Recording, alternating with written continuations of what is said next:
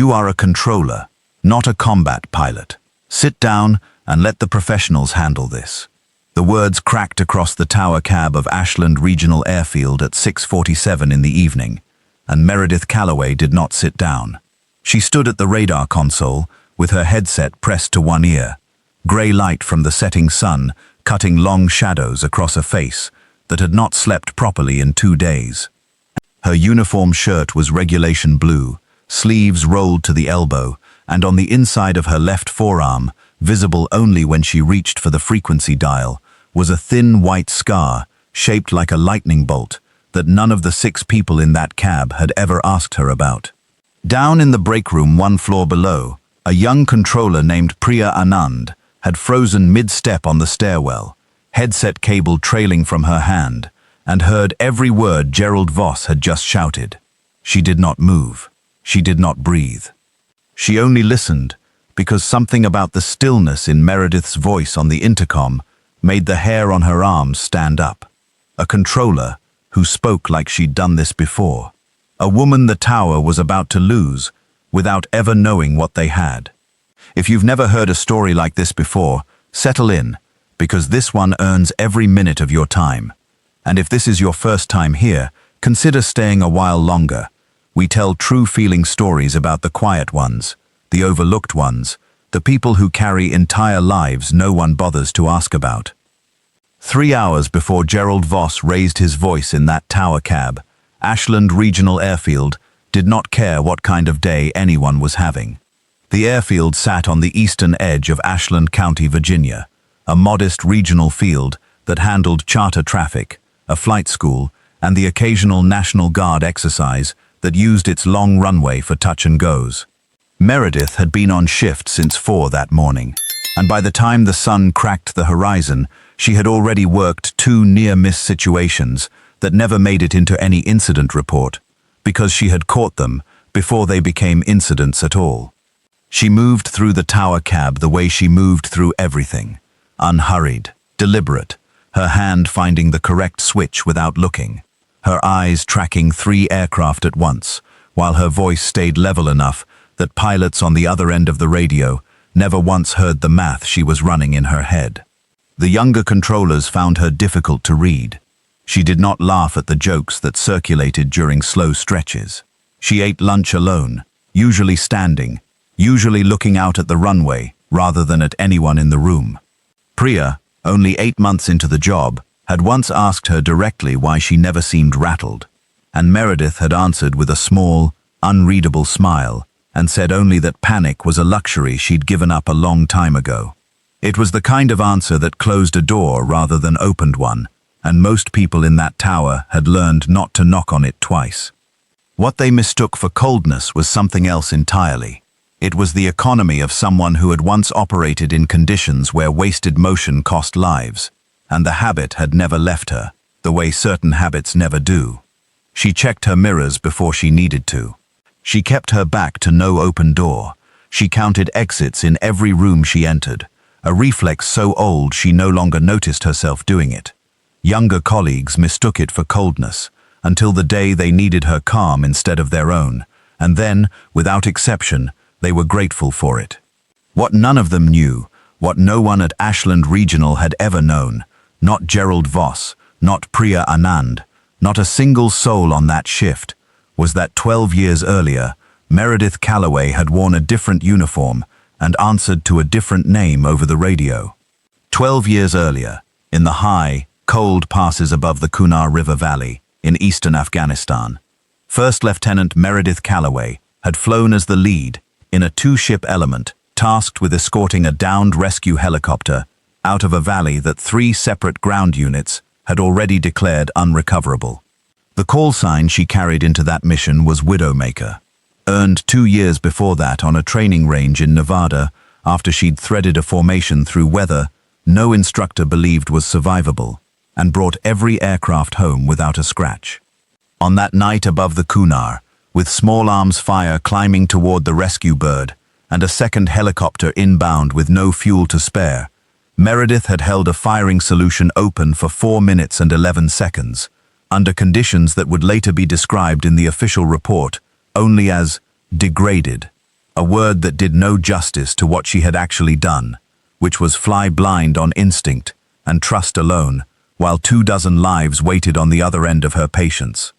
She did not talk about it, not because the memory was too painful to touch, though some nights it was, but because she had learned, slowly and the hard way, that once people knew what she had done, they stopped seeing her and started seeing the story instead.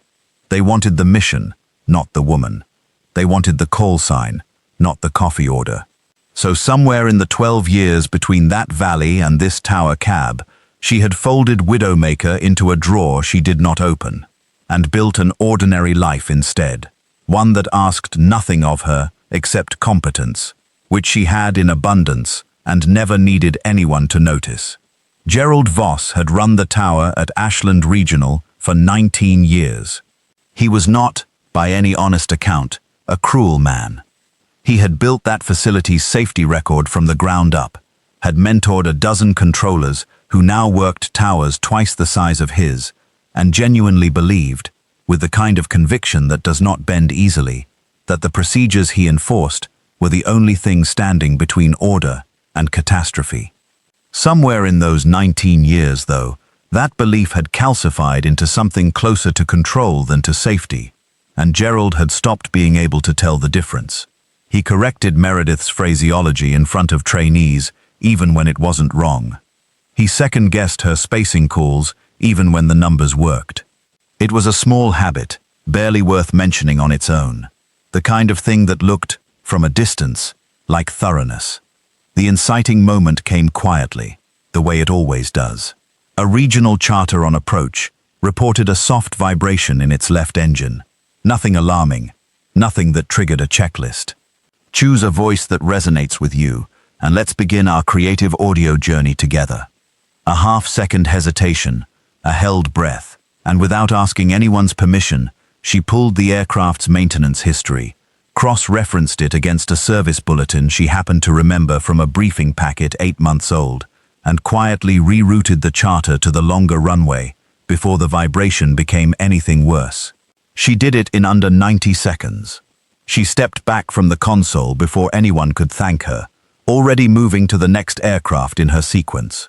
Only Priya, watching from the adjacent station, understood exactly what had just been avoided, and said nothing, because something told her that saying something would embarrass the one person in the room who didn't need the credit.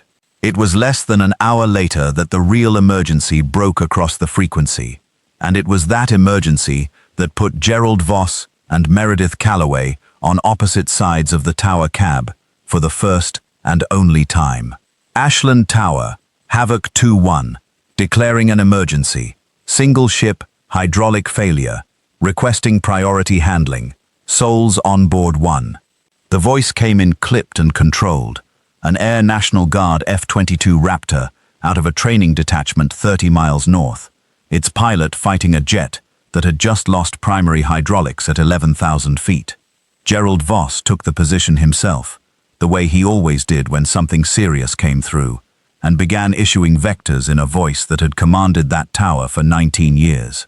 Meredith at the adjacent console watched the airspeed and altitude numbers scroll across her secondary display and felt something in her chest go very still and very quiet, the way it always had in the seconds before everything either held together or came apart. "He's overcorrecting on the crosswind component," Meredith said, low, not raising her voice. "Sir, if he takes runway 22 with that gusting factor on a partial hydraulic system, he's going to overshoot the center line on rollout." "I have this," Gerald said, not looking at her. "Sit down and let the professionals handle this." The room did not move. Somewhere below, on the stairwell, Priya Anand stood frozen, with her headset in her hand, listening to a silence that felt louder than anything that had been said. Meredith did not sit down. She did not raise her voice either. "I'd prefer to stay at this console," she said, and her tone carried the exact register of someone delivering a diagnosis to a family that did not want to hear it. Flat, clear, without cruelty and without apology. "Look at the crosswind component on runway 22. Count how many knots of correction he'll need on a system running at 40%. This is my tower, Gerald said, and the insult he chose next was deliberate, precise, aimed to end the conversation rather than continue it. You're a headset, Calloway, not a pilot. Step back or I will have you relieved for the rest of this shift. She went still, not defiant, still, the particular stillness of someone who has decided that this moment does not require her anger, only her attention. Something in her posture bypassed every assumption in that room and landed directly in the part of it that recognized, without being told why, that it was looking at real authority. She did not step back. She did not step forward. She simply said, quietly, runway 13, full length, headwind component only. He needs it in the next 90 seconds, or he won't have the margin left to try again. It was in that exact silence, with Gerald Voss's jaw tight and his hand still on the transmit switch, that a second voice broke onto the frequency, not from the tower, but from the aircraft itself, patched through as the pilot fought to keep the nose level against a system bleeding pressure by the second. Say again the controller's last transmission, the pilot said, tight, urgent. Say again. Whose voice was that? Gerald, confused, keyed his mic. Ashland Tower, that was. He did not finish, because the voice on the other end of the radio was no longer asking a question. It was shouting a name, and it was not Meredith's name. It was a call sign, torn out of a man fighting to keep a crippled aircraft in the air. A call sign he had not spoken aloud in 12 years, and had never expected to hear answered from the ground of a regional airfield in Virginia. Widowmaker. Is that Widowmaker on the frequency? Confirm now. Every head in the tower cab turned. Gerald Voss stood with his hand frozen on the switch, staring at Meredith as though the floor beneath him had shifted without warning. Meredith did not move for 3 full seconds, and in the pause that followed, Priya Anand came through the door at the top of the stairwell, just in time to watch the woman she'd worked beside for 8 months step forward, take the headset from Gerald's unresisting hand, and press the transmit switch herself. Havoc 2-1, this is Widowmaker, she said, and her voice did not shake. I have you. Runway 13, full length, wind 310 at 11. You are cleared to land. I'm walking you through the crosswind correction now. The room reconfigured around those words, the way a held breath finally lets go. Gerald Voss did not argue. He did not order her off the console. He understood, in the space of a single sentence, that he had spent the last 3 minutes wrong, in a way that no apology could immediately undo. And instead of defending himself, he stepped back and let her work, which was, in its own quiet way, the beginning of the only apology that mattered. What followed over the next several minutes was not a single act of heroism, but a sustained demonstration of a skill set the tower had never known it possessed. Meredith talked Major Thomas Ashworth, Callsign Havoc, the pilot who 12 years earlier had flown as her wingman above the Kunar River Valley, through a crippled jet's final approach. And she did it the way she had once done everything in the cockpit, without wasted words, without visible strain, each instruction arriving exactly when it was needed, and not a second before. 5 times in the space of 4 minutes, she was forced to make a call that carried real weight, and 5 times she made it without hesitation, the way a person only can when the decision has already been made 1,000 times before, in places far worse than this one. The first decision came almost immediately, before Ashworth had even leveled his wings toward the field. Havoc 2-1, say fuel state and hydraulic percentage again, Meredith said, and when he gave her the numbers, heavy on gas, hydraulics reading 38% and falling, she did the math out loud, fast and flat. A Raptor landing at that weight risked a hard touchdown that could finish off a system already failing. A Raptor landing light had a far better margin, but burning fuel took time she wasn't certain he had. Dump to bingo -500, she told him. Not lower. You keep the reserve in case one is not enough, and Thursday I want you to still be flying. Ashworth complied without argument, venting fuel in a pale trail behind the jet as he turned inbound, and the decision bought him nearly 4,000 pounds of landing weight he would otherwise have carried straight into the runway. The second decision followed less than a minute later, when the hydraulic gauge dropped again, this time past the threshold where Ashworth could trust the gear to lower normally. "I've got amber lights on the gear panel," he reported, tension climbing under the calm. "I don't know if I'm getting 3 down." Meredith did not pause. "Pull the emergency release, manual extension, right side of the panel below the throttle quadrant," she said, reciting a procedure she had not spoken aloud in over a decade, but had never once forgotten, the way certain sequences of words simply do not leave a person once they've mattered enough. "Let gravity and airflow do the work. Don't fight it. Don't recycle it. Just confirm 3 green when it settles." The seconds that followed were the longest of the exchange, 5, 6, 7, until Ashworth's voice came back tight with relief. "3 green. I have 3 green." Behind Meredith, Gerald Voss exhaled audibly for the first time since the emergency began.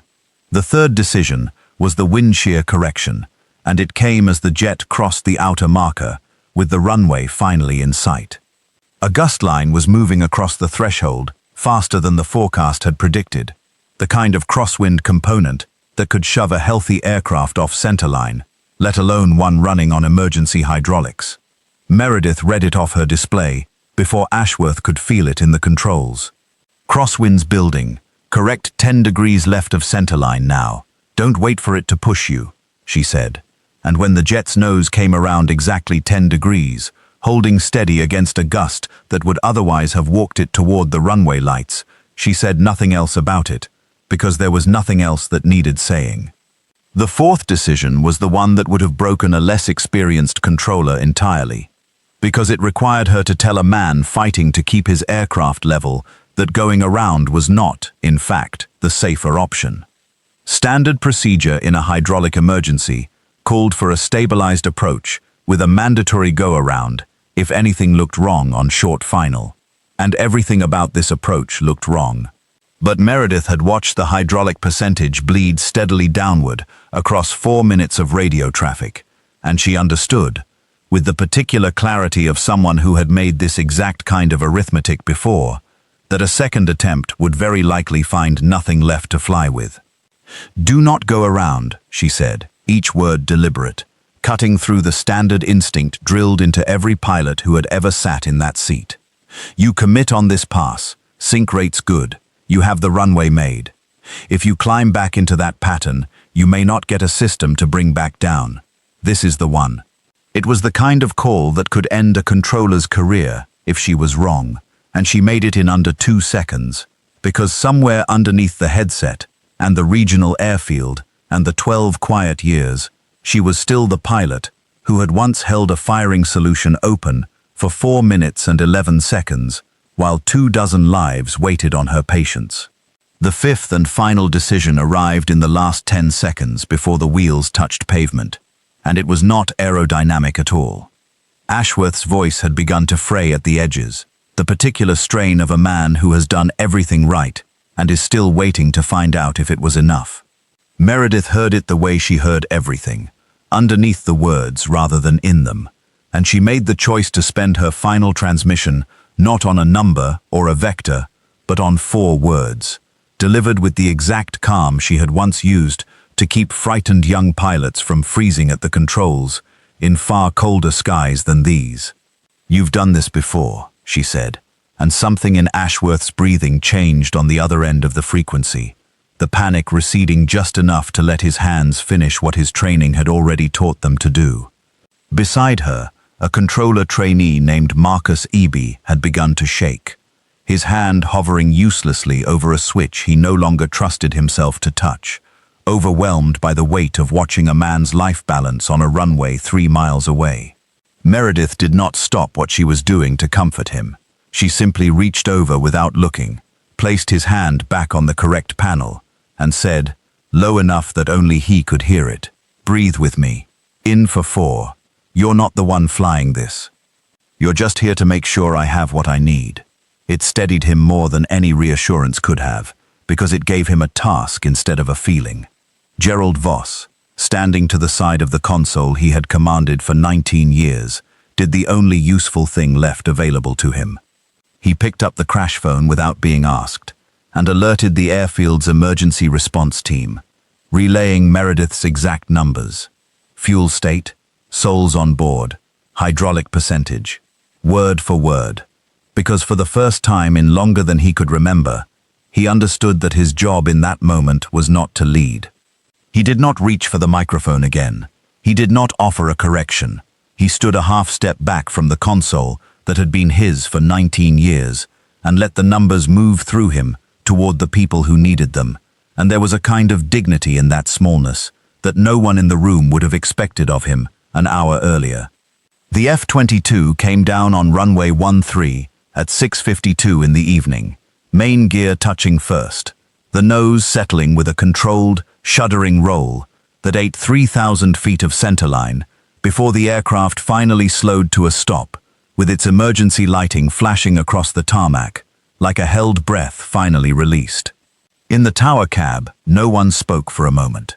Meredith set the headset down, exhaled once, and reached for the next aircraft in her sequence, because there was always a next aircraft, and the world did not stop simply because something extraordinary had just happened inside it. It was nearly 40 minutes later, after the runway had been cleared and the shift had quieted into its ordinary evening rhythm, that Major Thomas Ashworth climbed the tower stairs in his flight suit, helmet still under one arm, and found Meredith alone in the equipment room, checking a radio log that did not, strictly speaking, need checking. He stood in the doorway for a moment before she turned around, and when she did, something in his face went soft, in a way she remembered from 12 years and half a world away. 12 years, he said. I thought you were dead, Widowmaker. I thought, after the valley, after they pulled us both out, I never heard your name again. I looked. For years, I looked. I changed it, she said simply. Not the name, the life. He reached into a pocket of his flight suit and drew out a small brass challenge coin, worn smooth at the edges from years of handling, and held it out to her without ceremony. This was supposed to go to you at the ceremony you never showed up for, he said. I've carried it every mission since. Figured someday I'd get the chance to give it back.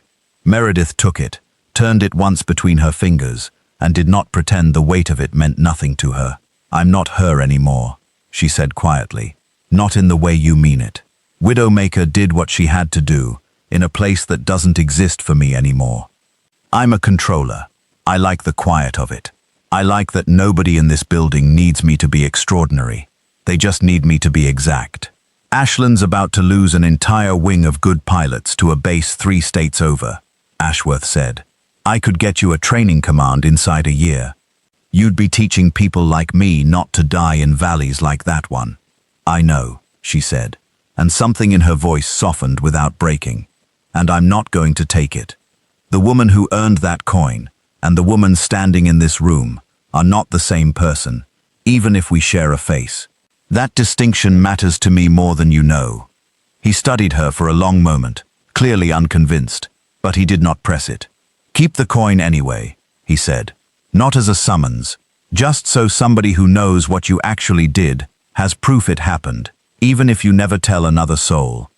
Later that night, after the shift had rotated and the tower cab had gone quiet, except for the low hum of the equipment racks, Gerald Voss sat alone at the console he'd occupied for 19 years and looked at his own hands for a long time before he found Meredith in the parking lot, keys already in her hand. He did not offer an excuse. He did not qualify what he'd said with the kind of language that turns an apology into a defense. I was wrong, he said simply. Not just about the crosswind, about you. I've spent 19 years assuming competence looks like the loudest voice in the room, and today it looked like the quietest one, and I nearly got a man killed because I couldn't see past my own certainty. Meredith did not tell him it was fine, because it hadn't been, not entirely. She only nodded once, accepted the apology on its own terms, and told him she'd see him on shift Thursday. By the following week, Ashland Regional Airfield had returned to its ordinary rhythm, indifferent and continuous, the way airfields always are. Meredith Calloway picked up her headset at 4 in the morning, checked the weather, and settled into the same console she had occupied for 3 years. The brass coin from a man named Havoc, tucked into a drawer at home, she had no plans to open again anytime soon. She walked back into her shift the way she always had, unhurried, exact, entirely unconcerned with whether the world outside that tower cab ever learned her name. She had never needed it to. She only needed somewhere to be useful, and she already knew exactly where that was. There's something in Meredith Calloway's story that stays with you long after it ends, and it isn't the F-22, and it isn't the crosswind landing, precise as it was. It's the 12 years in between, the years spent behind a headset instead of a canopy, unnoticed, undecorated, mistaken for cold by people who had simply never needed her warmth. We build our judgments of people out of whatever they happen to be holding when we meet them. The headset, the badge, the quiet at lunch. We rarely ask what they used to hold instead, or what it cost them to set it down. Somewhere in every ordinary room, there is very likely someone carrying a widowmaker of their own. A valley, a call sign, a version of themselves they folded away, not because they were ashamed of it, but because they wanted, just once, to be known for something quieter. The measure of a person is rarely found in what they announce about themselves. It's found in what they're still willing to do for a stranger, on a bad radio channel, 12 years after anyone stopped expecting it of them. That is the kind of integrity that doesn't need an audience, and it is, in the end, the only kind worth having.